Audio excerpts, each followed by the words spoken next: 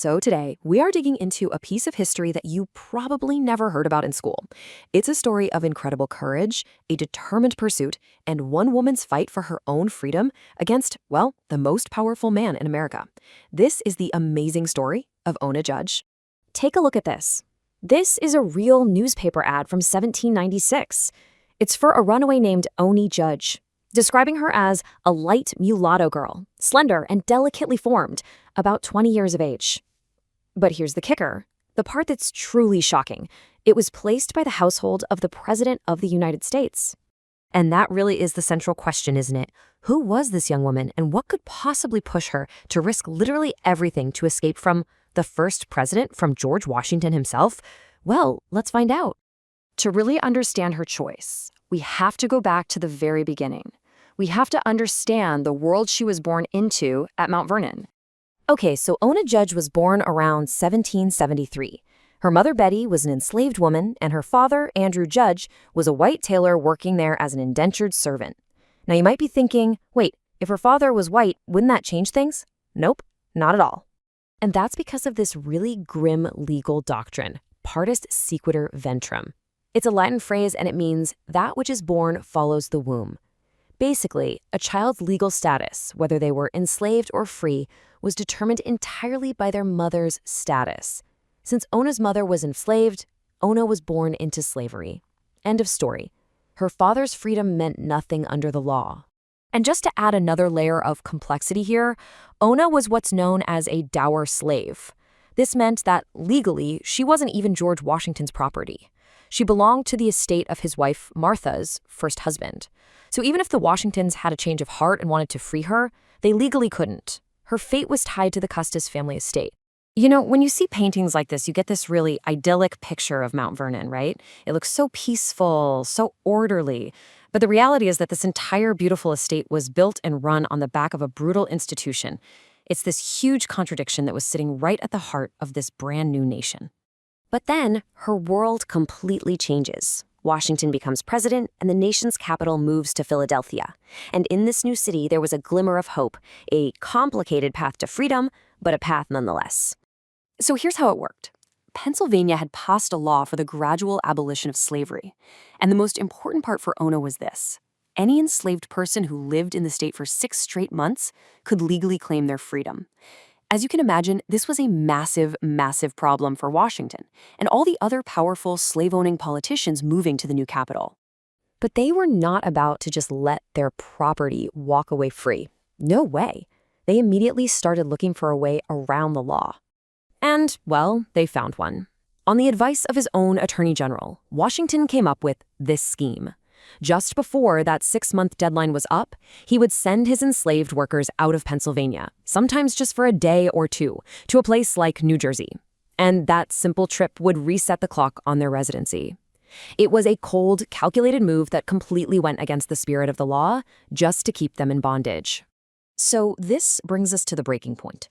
After years of living inside this legal cat-and-mouse game, one specific event pushed Ona to make the most dangerous and consequential decision of her entire life.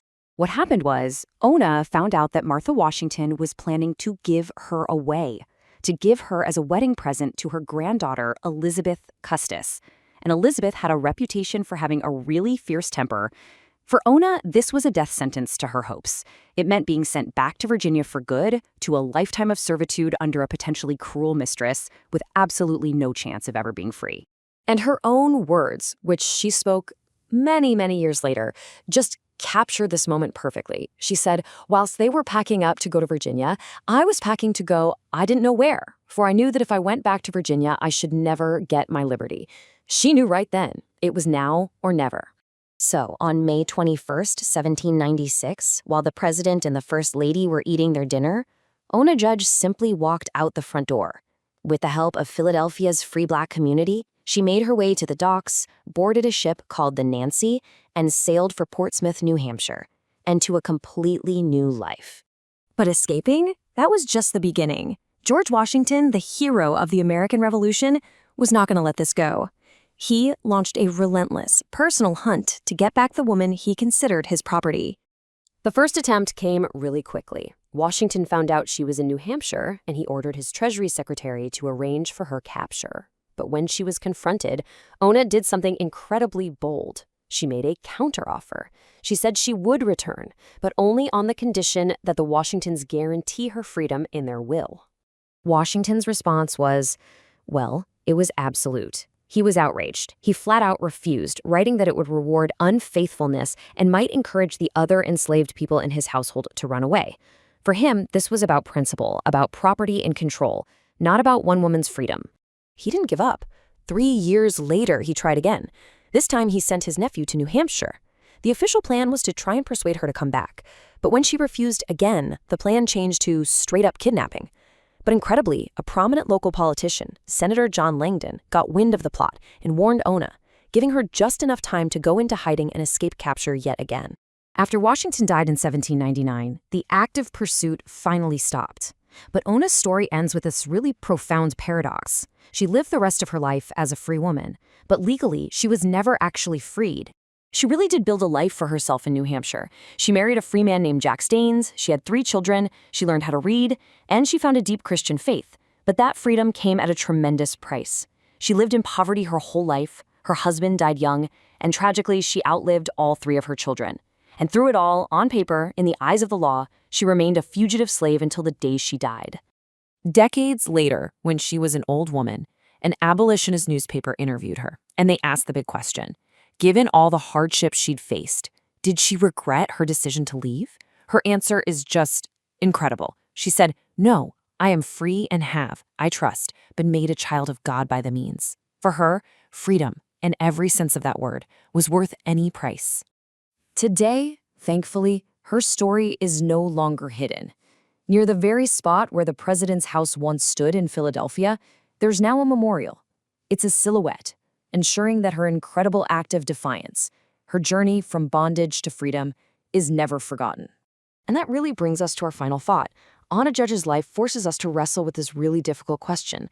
What does it actually mean to be personally free, to claim your own liberty, your own humanity, when the laws of your country still define you as someone else's property? It's a powerful legacy, and it's something really worth thinking about.